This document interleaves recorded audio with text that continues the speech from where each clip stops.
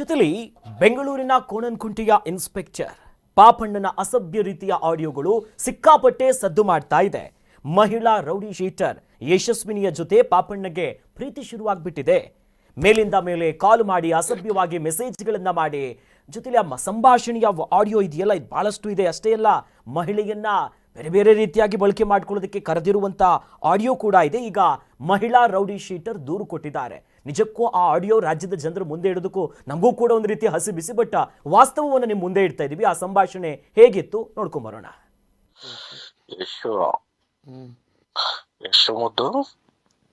ಯಶು ಮುದ್ದು ಏನಾಗಿದೆ ಚಿನ್ನು ನಿನ್ಗೆ? ಏನೂ ಇಲ್ಲ. ಯಾಕೆ ನನ್ನ ಜೊತೆ ಮಾತಾಡಲ್ಲ ನೀನು? ಹಂಗೇನಿಲ್ಲ. ಯಾಕೆ ಮೆಸೇಜ್ ರಿಪ್ಲೈ ಮಾಡಲ್ಲ? ಡಾಲು ಸ್ವಲ್ಪ ಬಿಸಿ ಇದೆ ಅಲ್ಲ. ಏನಪ್ಪ? ನಿಮ್ಗೆ ಗೊತ್ತಲ್ಲ, ಬಿಸಿ ಇದೆ. ನೋಡು, ಇಷ್ಟ ಸ್ನೇಹಿತರ ಜೊತೆ ಮಾತಾಡಿದಷ್ಟು ಪ್ರಪಂಚದಲ್ಲಿ ಯಾವ್ದು ಬಿಸಿ ಇರಲ್ಲ, ಹೌದಲ್ವಾ? ಏ ಹುಡುಗಿ, ಆರಾಮಿದ್ಯಾ? ಆರಾಮಿದೆ. ಏನು ಒಂದ್ ಸ್ಮೈಲ್ ಕೊಡು. ಆ ತರ ನಾವು ತರನ ಸ್ಮೈಲು. ಯಶು ಬೇಬಿ ಏನನ್ಬೇಕು? ಯಶು ಬೇಬಿ ಅಂದ್ರೆ ನನಗೆ ನೀನು ಅನ್ಬೇಕು. ಪಾಪಣ್ಣ ಪಾಪು ಅನ್ಬೇಕು. ಪಾಪಣ್ಣ ಅಂತನ? ಏಯ್,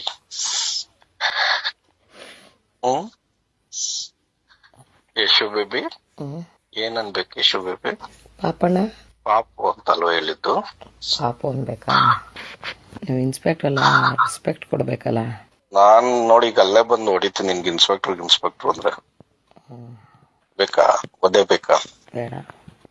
ಯಶು ಯಶು ಚಿನ್ನು ಬಂಗಾರು ಸರ್, 2017 ಅವರು ಬಸವನಗುಡಿ ಇನ್ಸ್ಪೆಕ್ಟರ್ ಆಗಿ ಬರ್ತಾರೆ. ನಂದು ಬಸವನಗುಡಿಯಲ್ಲಿ ರೌಡಿ ಶೀಟ್ ಮಾಡಿರ್ತಾರೆ. ಎನ್ಕ್ವೈರಿಗೆ ಅಂತ ಕರೀತಾರೆ. 2016 ಡಿಸೆಂಬರ್ ಅಲ್ಲಿ ಎನ್ಕ್ವೈರಿಗೆ ಅಂತ ಕರೀತಾರೆ.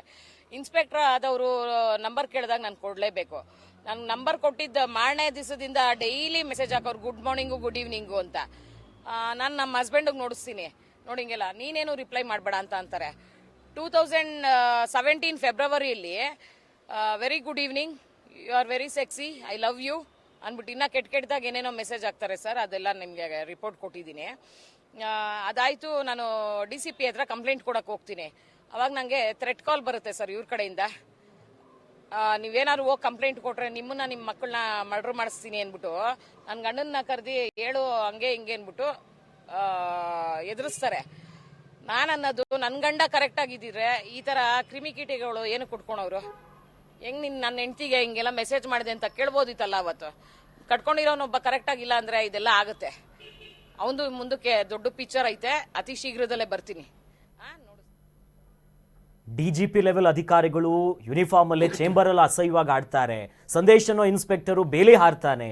ಇನ್ನ ಪ್ರಮುಖವಾಗಿ ದರೋಡೆ ಪ್ರಕರಣದಲ್ಲಿ ಪೊಲೀಸರು ಇರ್ತಾರೆ. ಪಾಪಣ್ಣ ಅನ್ನೋ ಇನ್ಸ್ಪೆಕ್ಟರ್ ಎಂತ ಪಾಪಿ ಕೆಲಸ ಮಾಡ್ತಿದ್ದಾನೆ ಇದು ಅಂತ. ಪಾಪದ ಕೆಲಸ ಇದು, ಪಾಪದ ಕೆಲಸ. ಆತನಿಗೆ ಎಷ್ಟು ಬೇಜವಾಬ್ದಾರಿ ಇದೆ ಅನ್ನುವಂಥದ್ದನ್ನ ನಾವು ನೋಡಬೇಕು. ಇನ್ಸ್ಪೆಕ್ಟರ್ ಅಂತ ಕರಿಬೇಡ ಅಂತ ಹಾಕಿರೋ ಕಾಕಿ ಮೇಲೇನೆ ಆತನಿಗೆ ಇದಿಲ್ಲ, ಗೌರವ ಇಲ್ಲ. ಇಂಥ ಇನ್ಸ್ಪೆಕ್ಟ್ರು ಮಾಡಿರೋದು ಏನು ಇದೆಯೋ ಅದು ಆಡಿಯೋ, ಇನ್ನೊಬ್ಬ ನಂದಲ್ಲ ಆಡಿಯೋ ಅಂತ ಬಿಟ್ಟೇನೋ ವಾದ ಮಾಡೋದು, AI ಆಡಿಯೋ ಎಲ್ಲ ಕಾನ್ಸೆಪ್ಟ್ ಬರುತ್ತೆ ಈಗ ಮುಂದಕ್ಕೆ. ಹೌದು, ಅದು ಕರಿತಾ ಇರೋದು, ಕೇಳ್ತಾ ಇರೋದು. 2016ರಲ್ಲಿ ಬಸವನಗುಡಿ ಪೊಲೀಸ್ ಠಾಣೆಯ ರೌಡಿ ಶೀಟ್ರು ಇವರು 2016ರಲ್ಲಿ 307 ಕೇಸಲ್ಲಿ ಈಕೆ ಮೇಲ್ಗಡೆ ಯಶಸ್ವಿನಿ ಗೌಡ ಮತ್ತು ಅವರು ದಡಿಯಾ ಮಹೇಶ್ ಅಂತೇಳಿ ಅವ್ರ ಗಂಡ ಆಗಿದ್ರು. ಅವರಿಬ್ಬರ ಕೇಸಲ್ಲಿ ಅವರು ಬಸವನಗುಡಿ ಸ್ಟೇಷನಲ್ಲಿ ರೌಡಿ ಶೀಟರ್ ಆಗ್ತಾರೆ. 2017ರಲ್ಲೇನೋ ಈ ಪಾಪಣ್ಣ ಅಲ್ಲಿಗೆ ಇನ್ಸ್ಪೆಕ್ಟರ್ ಆಗಿದ್ದಾರೆ ಅನ್ಸುತ್ತೆ. ಆ ಟೈಮಲ್ಲಿ ಮೆಸೇಜು ಕಾಲ್ಗಳು ಹೊರಟೋಗಿದ್ದಾವೆ. ಈಗ 2025ರಲ್ಲಿ ಸೆಪ್ಟೆಂಬರ್ ಟೈಮಲ್ಲಿ CCB ಅವರು ಇವ್ರನ್ನ ಅರೆಸ್ಟ್ ಮಾಡ್ತಾರೆ. 2016ನಲ್ಲಿ ಅರೆಸ್ಟ್ ಮಾಡ್ತಾರೆ. ಕಾರಣ ಏನು ಅಂತಂದರೆ 2025ರಲ್ಲಿ ನಿರ್ದೇಶಕ ನಂದಕಿಶೋರ್ ಅನ್ನೋ ವ್ಯಕ್ತಿಯ ಸಾಲದ ವಿಚಾರದಲ್ಲಿ ಮನೋಜ್ ಎನ್ನುವಂಥ ವ್ಯಕ್ತಿನ ಇಲ್ಲಿ ಮೋದಿ ರಸ್ತೆಯಲ್ಲಿ ಕಿಡ್ನಾಪ್ ಮಾಡ್ಕೊಂಡು ಹೋಗುವಂಥ ಕೇಸ್ ಆಗುತ್ತೆ. ಬೇಕ್ರಿ ರಘು ಅನ್ನುವಂಥ ರೌಡಿ ಶೀಟ್ರು ರೌಡಿ ಶೀಟ್ರು ಮತ್ತು ತಂಡದ ಜೊತೆ ಯಶಸ್ವಿನಿ ಗೌಡ ಏನಿದ್ದಾರೆ ಇವರು ರೌಡಿ ಶೀಟ್ರ್ ಅನ್ನೋ ಕಾನ್ಸೆಪ್ಟು. ಆವಾಗ ಇವರು ಹೋಗಿ ಮನೋಜ್ ಅವನನ್ನು ಕಿಡ್ನಾಪ್ ಮಾಡಿರ್ತಾರೆ ಅನ್ನುವಂಥ ಆಧಾರದಲ್ಲಿ CCB ಅವರು ಇವ್ರನ್ನ ಅರೆಸ್ಟ್ ಮಾಡ್ಕೊಂಡು ಹೋಗ್ತಾರೆ 2026 ಮೊನ್ನೆ ಫೆಬ್ರವರಿಯಲ್ಲಿ. ಅದಾದ ನಂತರ ಇವ್ರು ಮೊನ್ನೆ ಕಾಣಿಸ್ಕೊಂಡಿದ್ದೆ ಈ ಯಶಸ್ವಿನಿ ಗೌಡ ಸೂರ್ಯಣ್ಣ ಅಂತ ಯಾವುದೋ ಸಿನಿಮಾ ವಿಚಾರದಲ್ಲಿ ಅಲ್ಲಿ ಹೋಗಿ ಸ್ಪಾಟ್ಗೆ ಹೋಗಿ ಹೆಣ್ಮಕ್ಳಿಗೆ ಏನೋ ಅನ್ಯಾಯ ಆಯಿತು ಹಾಗೆ ಅಂದ್ಬಿಟ್ಟು ಹೋಗಿ ಸ್ಪಾಟಲ್ಲಿ ಹೋಗಿ ಏನೋ ಒಂದು ಸದ್ದು ಮಾಡಿ ಬಂದಿದ್ರು. ಇವತ್ತು ಏಕಾಏಕಿ ಈ ರೀತಿ ಆರೋಪ ಮಾಡ್ಕೊಂಡು ಕೂತ್ಕೊಂಡಿದ್ದಾರೆ. ಆಡಿಯೋ ಬಿಟ್ಟಿದ್ದಾರೆ. ಅದು ಎಷ್ಟು ಅಸಹ್ಯವಾಗಿದೆ ಅಂತಂದ್ರೆ ಆಕೆ ನಮ್ಮ ಜೊತೆಗೆ ಫೋನ್ ಹೋಗೆಲ್ಲ ಬಂದು ಮಾತಾಡಿದ್ರು, ಚಾನಲ್ ನಮ್ಮ ವಾಹಿನಿ ಜೊತೆ ಮಾತಾಡಿದ್ರು. ಅವರು ರೌಡಿ ಶೀಟರ್ ಆಗಿರಲಿ ಏನು ಬೇಕಾದರೂ ಆಗಿರಲಿ ಹೆಣ್ಣುಮಕ್ಕಳನ್ನ ಬಳಸೋದಕ್ಕೆ ಇನ್ಸ್ಪೆಕ್ಟರ್ಗೆ ಅವಕಾಶ ಇಲ್ಲ. ಏನು ತಪ್ಪು ಮಾಡಿದ್ದಾರೆ, ರೌಡಿ ಶೀಟರ್ ಆಗಿದ್ದಾರೆ, ಯಾವ ವಿಚಾರ ಇದೆ, ಪ್ರಕರಣ ಏನು, ಅದ್ರ ಬಗ್ಗೆ ಮಾತಾಡ್ಕೊಂಡು ಮುಂದಕ್ಕೆ ಹೋಗ್ಬೇಕಿತ್ತೆ ವಿನಃ ಇವನು ಮುದ್ದು ಚಿನ್ನು ಅಂತ ಬಿಟ್ಟೆಲ್ಲ ಓಡಾಡ್ಕೊಂಡು ಅವು ಮಾತಾಡ್ತಾ ಇರೋದು ನೋಡಿದ್ರೆ ಒಂದು ಕಾಕಿ ಮೇಲೆ ಅಗೌರವ ತೋರಿಸಿರುವಂಥ ವ್ಯಕ್ತಿ ಇನ್ಸ್ಪೆಕ್ಟ್ರು. ನಾವು ಮೊನ್ನೆ ಸಂದೇಶದ ಮಾತಾಡಿದ್ವಿ. ಇವರೆಲ್ಲ ಏನು ಸಂದೇಶ ಕೊಡೋಕೆ ಹೋಗ್ತಾ ಇದಾರೋ ಗೊತ್ತಿಲ್ಲ. ದರಿದ್ರವಾದ ಸಂದೇಶಗಳನ್ನ ಕೊಡ್ತಾ ಇದ್ದಾರೆ ಸಮಾಜಕ್ಕೆ. ಆ ರೌಡಿ ಶೀಟ್ರು ಅವ್ರು ಏನು ಸಂತ್ರಸ್ತೆ ಅವ್ರು ಏನು ಹೇಳ್ತಾ ಇದ್ದಾರೆ, SSLC ಮಗ ಇದ್ದಾನೆ. ಹೌದು, ಇದನ್ನೆಲ್ಲ ನೋಡಿದ್ರೆ ಏನಾಗತ್ತೆ ಅನ್ನುವಂಥದ್ದನ್ನ ಅವ್ರ ಫ್ಯಾಮಿಲಿನೇ ಏನೋ ಮೂರಾ ಬಟ್ಟೆ ಕೂತಿದೆ ಅಲ್ಲಿ. ಹೌದು, ಮಾತಾಡ್ತಾನೆ ಹೇಳಿದ್ರಲ್ಲ ಅವ್ರು, ಮಹೇಶ್ ವಿಚಾರನೇ ಇರ್ಬೇಕು, ಮೋಸ್ಟ್ಲಿ ದಡಿಯ ಮಹೇಶ್ ವಿಚಾರ ಇರ್ಬೇಕು. ಅಲ್ಲೂ ಗೋಜ್ಲಾ ಕೂತಿದೆ. ಇದೆಲ್ಲ ನೋಡಿದ್ರೆ ಒಂದಾದ ಮೇಲೆ ಒಂದು ಈ ದರಿದ್ರಗಳೇ ಬಂದು ಕೂತಿರೋದ್ರಿಂದ ಇನ್ಸ್ಪೆಕ್ಟ್ರು ಯಾರು ಬಂದು ಅನ್ಯಾಯನ ಆಗಿದೆ ನಮಗೆ ನ್ಯಾಯ ಕೊಡಿ ಅಂತ ಬಂದು ಕೂತ್ಕೋಬೇಕು, ಆ ಸ್ಥಾನದಲ್ಲಿ ಕೂತ್ಕೊಂಡಿರುವಂಥ ಒಬ್ಬ ಠಾಣಾಧಿಕಾರಿ ಈ ರೀತಿ ಒಂದು ಅಗೌರವದಿಂದ ನಡ್ಕೋತಾನೆ. ಅಷ್ಟು ಹೇಸಿಗೆ ತರುವಂತೆ ಮಾತುಗಳನ್ನ ಆಡ್ಕೊಂಡು ಆ ಮಹಿಳೆ ಜೊತೆಗೆ ಅನುಚಿತವಾಗಿ ವರ್ತನೆ ಮಾಡ್ತಾನೆ ಅಂತಂದರೆ ಎಂಥ ದರಿದ್ರ ವ್ಯವಸ್ಥೆ ಅಡಿ ಬಂದ್ಬಿಟ್ವಿ ನಾವು. ಹೌದು, ಎಂತೆಂಥ ಇದನ್ನು ನೋಡಿದ್ವಿ. ಬಟ್ ಈ ಮೊಬೈಲ್ಗಳು ಬಂದಾದ ಮೇಲಂತೂ ಈ ರೆಕಾರ್ಡಿಂಗು ಇನ್ನೊಂದು ಮತ್ತೊಂದೆಲ್ಲ ಆದಮೇಲೆ ಇವೆಲ್ಲ ಬೆಳಕಿಗೆ ಬರ್ತಾ ಇರೋದು. ಮೊದಲೆಲ್ಲ ಅಸಹ್ಯಗಳು ಇದ್ವೇನೋ, ಆದ್ರೆ ನಮ್ಮವ್ರಿಗೆ ಬರ್ತಿರ್ಲಿಲ್ಲ. ಬಂದಾಗ ಈ ಆಡಿಯೋಗಳು ಬಂದಾಗಲೇ ಸಿಕ್ಕಾಕೊಳ್ಳುವಂಥದ್ದು. ಇವಕ್ಕೆ ಏನಿದೆ ತಲೆಯಲ್ಲಿ ಅಂತ ದಿನಕ್ಕೆ 100 ಕೇಸ್ ಇಂಥವು ನೋಡ್ತೇವೆ. ಸಾಮಾನ್ಯ ಪ್ರಜ್ಞೆ ಅದನ್ನೇ ಮಾಡ್ಕೊಂಡು ಕೂತಿರ್ತಾವಲ್ಲ. ಇವ್ರನ್ನ ನಂಬಿಕೊಂಡು ಒಂದಷ್ಟು ಜನ ಸ್ಟೇಷನ್ಗೂ ನುಗ್ತಾರಲ್ಲ. ಹೌದು, ನಮಗ್ ನ್ಯಾಯ ಕೊಡಿ ಅಂತ. ಇಂಥ ದರಿದ್ರಗಳ ಹತ್ರ ಏನ್ ನ್ಯಾಯ ಕೇಳ್ತೀರಿ? ಇವರು 3 ಸ್ಟಾರ್ ಹಾಕೊಂಡು ಕೂತಿರ್ತಾರಲ್ಲ ಅಲ್ಲಿ, ಅಯ್ಯಪ್ಪ, ಅಲ್ಲೂ ಮಹಿಳಾ ಸಿಬ್ಬಂದಿಗಳಿದ್ದಾರೆ. ಹೌದು, ವಿಚಾರಣೆ ನಡಿಬೇಕು. ಇವನು ಊರ್ ಮಿಂದವನು ಮನೆ ಏನ್ ಮಾಡಿರ್ತಾನೆ, ಹೌದು ಹೌದು, ಕುಟುಂಬದಲ್ಲಿ ಏನ್ ಮಾಡಿರ್ತಾನೆ, ಎಂಥ ವ್ಯವಸ್ಥೆ ಅಡಿ ಕೂತ್ಕೊಂಡಿದ್ದಾನೆ, ಹೆಂಗಿದೆ ಆ ಗೌರವ. ಇಡೀ ಠಾಣೆಗೆ ಅಧಿಕಾರಿ ಮಾತಾಡ್ತಿರೋ ರೀತಿ ಯಾವುದೋ ಬಾಲಿಶವಾಗಿ ಮಾತಾಡ್ಕೊಂಡು ಅಮಲೇರಿಸ್ಕೊಂಡು ಮಾತಾಡ್ತಾ ಇದ್ದಾನೆ. ಹೌದು, ಇರ್ಬೋದು ಒಂದು ಸಲಿಗೆ, ಆ ಫೋನ್ ಸಂಭಾಷಣೆಯಲ್ಲೇ ಕಾಣಿಸುತ್ತೆ ಒಂದು ಸಲಿಗೆ ಅಂತೂ ಇದೆ. ಹೌದು, ಇವರು ಹೇಳದಷ್ಟು ಸ್ಪಷ್ಟತೆ ಇಲ್ಲದೆ ಇದ್ರೂ ಕೂಡ ಸಲಿಗೆ ಅಂತೂ ಇದೆ. ಸಲಿಗೆ ಇದ್ದ ತಕ್ಷಣಕ್ಕೆ ನೀನು ಯಾರು, ನಿನ್ನ ಘನತೆ ಏನು, ನೀನು ಕೂತಿರೋದೇನು,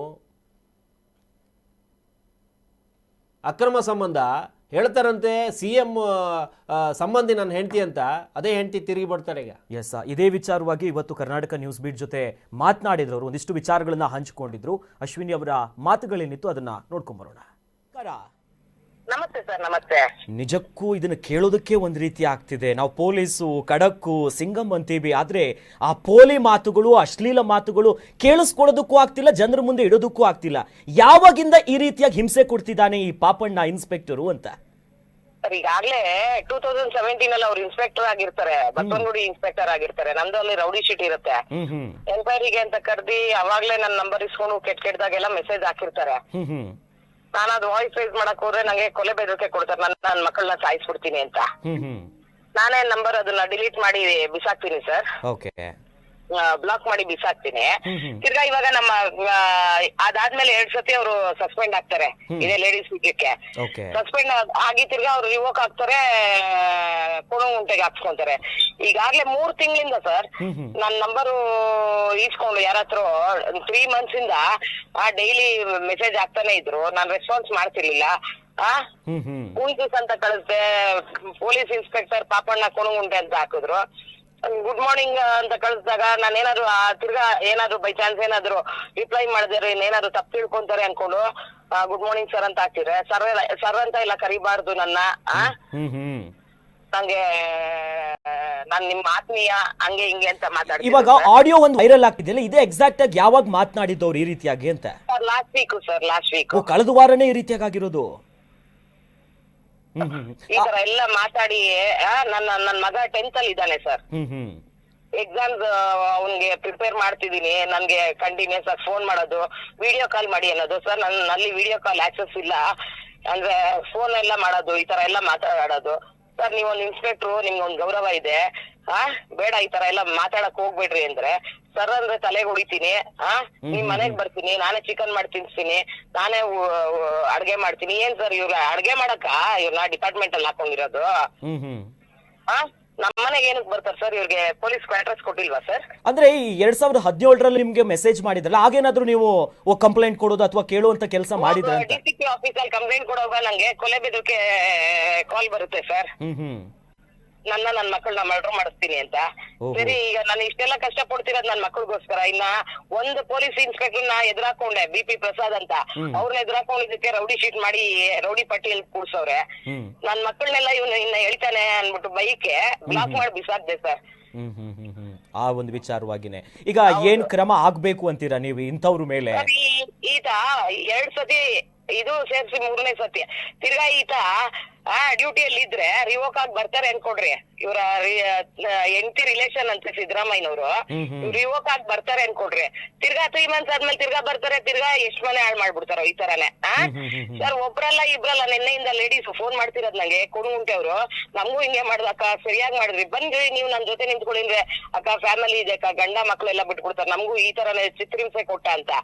ಒಬ್ರಲ್ಲ ಇಬ್ರಲ್ಲ 100 ಜನ ಫೋನ್ ಮಾಡ್ತಾನೆ ಇದಾರೆ, ಯಾರು ಬರ್ತಿಲ್ಲ. ನಾನು ನೋಡಿ ಸರ್ ಇವತ್ತು ಅವ್ರು ಯಾರು ಬಂದ್ರೋ ಬಂದಿಲ್ವೋ ನಂಗೆ ನೋವಾಗಿತ್ತು. ನಾನ್ ಧ್ವನಿ ಎತ್ತಿದೆ. ನಾನ್ ಯಾವತ್ತಿದ್ರು ನಿಮ್ಗೆ ಗೊತ್ತು, ಹೆಣ್ಮಕ್ಳು ಪರ. ಹೌದು. ಅಂದ್ರೆ ಈಗ ಈ ಕೊಲೆ ಬೆದರಿಕೆ ಹಾಕಿರೋದು ಅಥವಾ ನಿಮ್ಗೆ ಈಗ ಅಶ್ಲೀಲವಾಗಿ ಮೆಸೇಜ್ ಮಾಡಿರುವಂತ ರೆಕಾರ್ಡಿಂಗ್ಸ್ ಇದೆ, ಸ್ಕ್ರೀನ್ ಶಾಟ್ಸ್ ಗಳಿದೆ, ಈ ಕೊಲೆ ಬೆದರಿಕೆ ಹಾಕಿರೋದು ಆ ರೀತಿಯಾದ ಏನಾದ್ರು ದಾಖಲೆಗಳು ನಿಮ್ಮ ಹತ್ರ ಇದೆಯಾ ಅಂತ? ಸರ್ ಇಲ್ಲ ಸರ್, ಅದು ಆ ಫೋನು ನನ್ನ ಹತ್ರ ಕಳೆದೋಯ್ತು.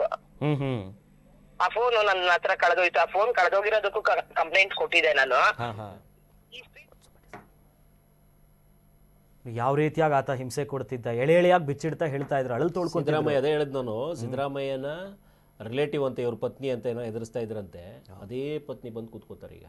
ಇವನು ಚಿನ್ನು ಮುದ್ದು ಅಂತ ಕರಿಬೇಕಾಗಿರೋ ಪತ್ನಿ ಇವ್ರು ಬೇರೆಯವ್ರಿಗೆ ಕರೆದಿದ್ದಕ್ಕೆ ಅದೇ ಪತ್ನಿ ಇವತ್ತು ಬಂದು ಕೂತ್ಕೋತಾರೆ. ಅದೇ CM ಏನಾದರೂ ರಿಲೇಟಿವ್ ಆಗಿದ್ರೆ ಅದೇ CM ಕಡೆಯಿಂದ ಮಾಡಿಸ್ತಾರೆ ಈಗ. ಹೌದು, ಆಗಬೇಕು, ನಿಜವಾಗ್ಲೂ ಆ ರೀತಿಯ ಕಾರ್ಯಗಳಾಗಬೇಕು. ಯಾಕಂದರೆ ನಾನು ಈಕೆ ಏನು ಹೇಳ್ತಾ ಇದ್ದಾರೋ ಅದರ ಆಧಾರದಲ್ಲಿ ಹೇಳ್ತಾ ಇಲ್ಲ. ಹೌದು, ಈಗಾಗಲೇ 2 ಸರಿ ಇದೇ ಹೆಣ್ಣು ಮಕ್ಕಳಿಗೆ ಹಿಂಸೆ ಕೊಟ್ಟರು, ಅನುಚಿತವಾಗಿ ವರ್ತನೆ ಮಾಡಿದ್ರು ಅಂತ ಹೇಳ್ಬಿಟ್ಟು ಅವ್ರನ್ನ ಬೇರೆ ಕಡೆ ಹಾಕ್ಲಾಗಿತ್ತಂತೆ, ಅಮಾನತ್ತಲ್ಲಿ ಇಡ್ಲಾಗಿತ್ತಂತೆ. ಹೌದು, ಅದೆಲ್ಲ ನಿಜವೇ ಆಗಿದ್ರೆ ಇವರು ಪಾಪಣ್ಣ ಅಲ್ಲ, ಇವರು ಪಾಪಿ ಅಣ್ಣ ಇವರು. ಹಂಗಾಗಿ ತುಂಬಾ ದೊಡ್ಡ ಮಟ್ಟದ ಶಿಕ್ಷೆಗೆ ಇವ್ರನ್ನ ಗುರಿಪಡಿಸಲೇಬೇಕು. ಆ ನಿಟ್ಟಲ್ಲಿ ಅವ್ರ ಕುಟುಂಬ ಕೂಡ ಕಾಯ್ತಾ ಇರುತ್ತೆ. ಈಗ ಇನ್ನೊಬ್ಬರ ಕುಟುಂಬವನ್ನು ನುಂಗ್ಕೊಂಡು ನಾನೇನೋ ಮಾಡ್ತೀನಿ ಅನ್ನುವಂತ ಹೊರಟಿರುವಂತ ಇಂಥ ಅಧಿಕಾರಿಗಳನ್ನ, ದರ್ಪದಲ್ಲಿ ಮೆರಿತಾ ಇರುವಂತವ್ರನ್ನ ಯಾವ ಕಾರಣಕ್ಕೂ ಬಿಡಬಾರ್ದು.